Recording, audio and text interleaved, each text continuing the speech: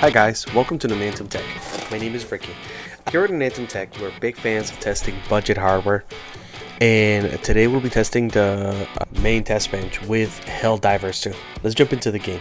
Alright, great. So we're running Helldivers 2 on a Ryzen 5 5500.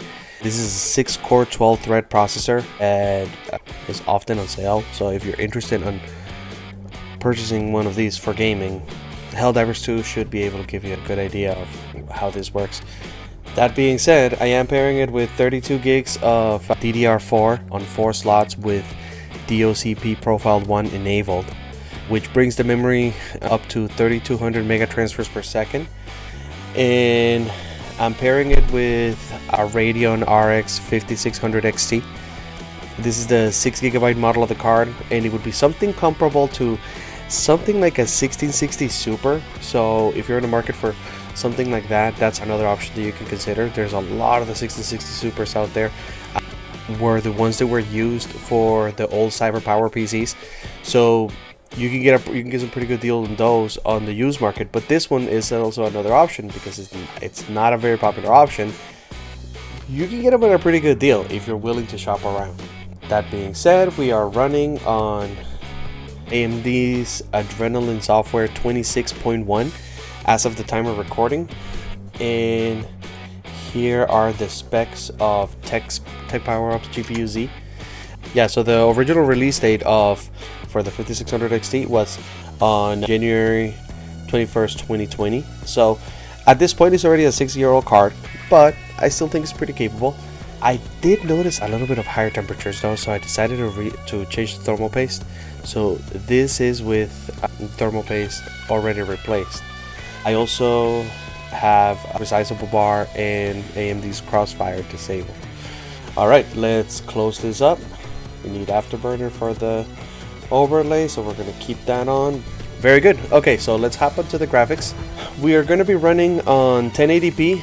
This is really a 1080p card. I wouldn't recommend building something like this for 1440p.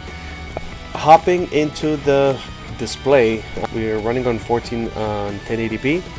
Under the render scale, I'm setting it up for the quality preset on full screen. Frame rate limiter is going to be disabled, and we are going to hop on. And to keep the test consistent and similar to previous tests that I've done in the past, we're going to compare the low settings versus the high settings and the Steamdeck settings to kind of give you an idea of how the game performs. So we're going to start off with low settings, and we're going to happen to change something with daylight and with as many bots as possible, something realistic. Let's set up something where we can be busy and we can really put the system to resources test, for we can actually get something done. Yes, I get it, Democracy Officer Thompson. Coordinates Are you Democracy? The cyborgs unleashed now seek to expand their mechano-socialist empire. Engaging orbital thrusters. The center of the homes of our citizens.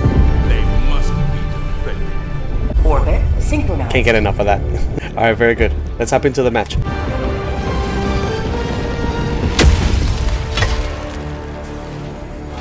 This is it.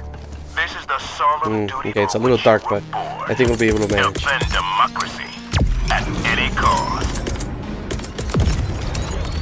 Deploying equipment package. This is where we're going to start the benchmark run. Very good. Okay. So this is actually big shout out to Arrowhead for what they did, because they managed to bring the file size down to like under 25 gigabytes. It's insane. From almost 200 gigabytes before on the full game. So yeah, right now 120. The game is running way better than it did before.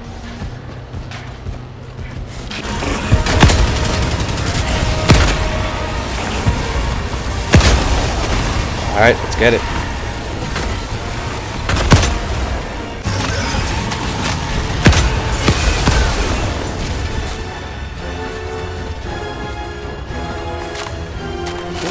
Not bad. So that's gonna be low settings. Now we're going to switch it over to high settings.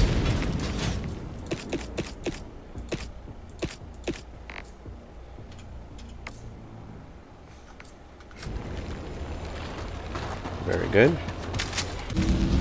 Alright, I guess this is a good time as any to start with the high settings test. Nice.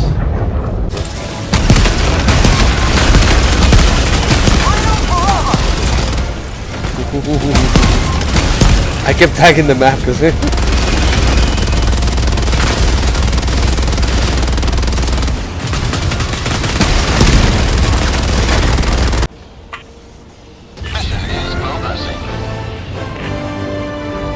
very good, very good. Okay, let's go to the next spot. What is this? Dropping a pin. Retrieve launch codes. Was I supposed to do that one first? Okay, let's go. Alright, very good. We're going to stop the high settings over here. And now we're going to switch over to the Steamdeck settings. The reason that I go for the Steamdeck settings is because putting together a system like this, especially now with RAM prices the way they are, it's going to be comparable to putting together a Steam Deck, or like getting a Steam Deck. So that's an option that you can consider. A PC is going to be more powerful than a Steam Deck, and that's kind of the point. Get a Hell Bomb.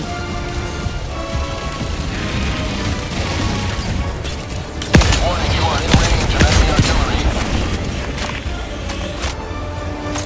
Mission at 20 minutes remaining.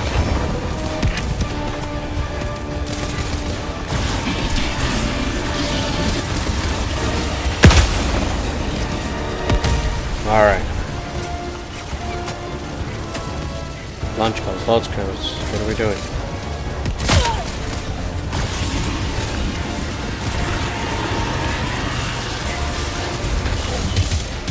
It is. Alright, let's have a look. Bag's empty.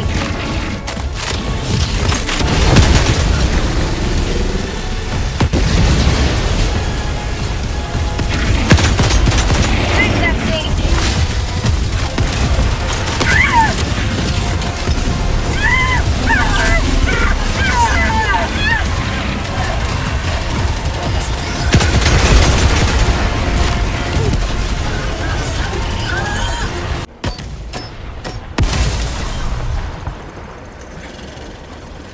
Okay, finally. Now we can stop the testing. C5. Got it.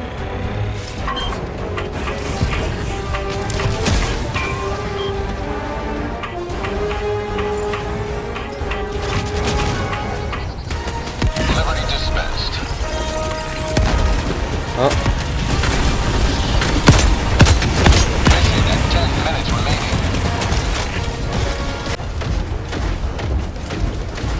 yeah. So, once you have determined a good place for you to set up your system, then I would probably balance it out. I would stick to medium, and then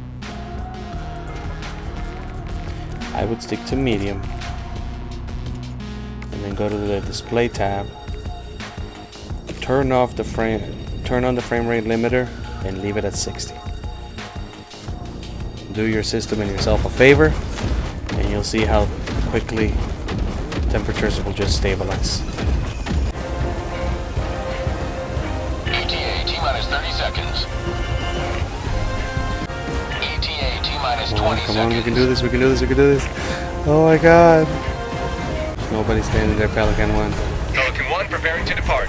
Shuttle launch in 20 seconds. We got 20 seconds, we got 20 seconds, come on. No. So close. No. I'm sorry.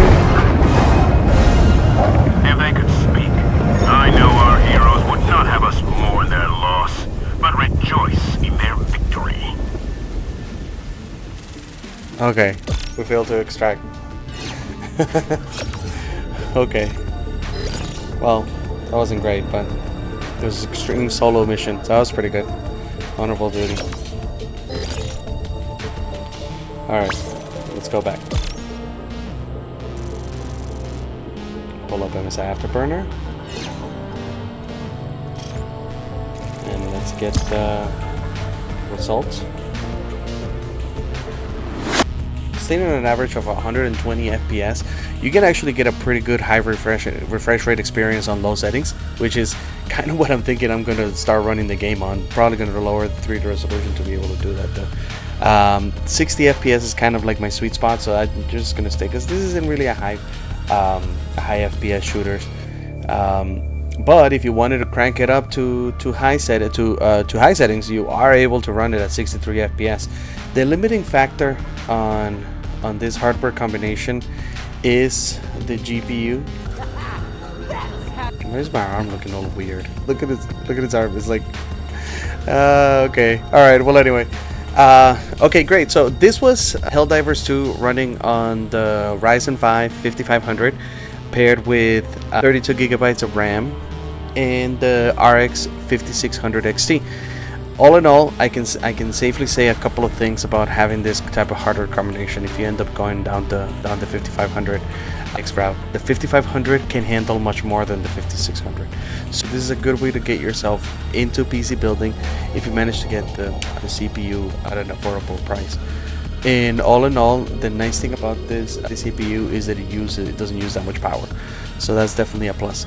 I wish you guys all the best. I'll be around on the comment section if you guys need me. Thank you so much for watching. Have a great day. Bye bye for now. All it's supposed to feel.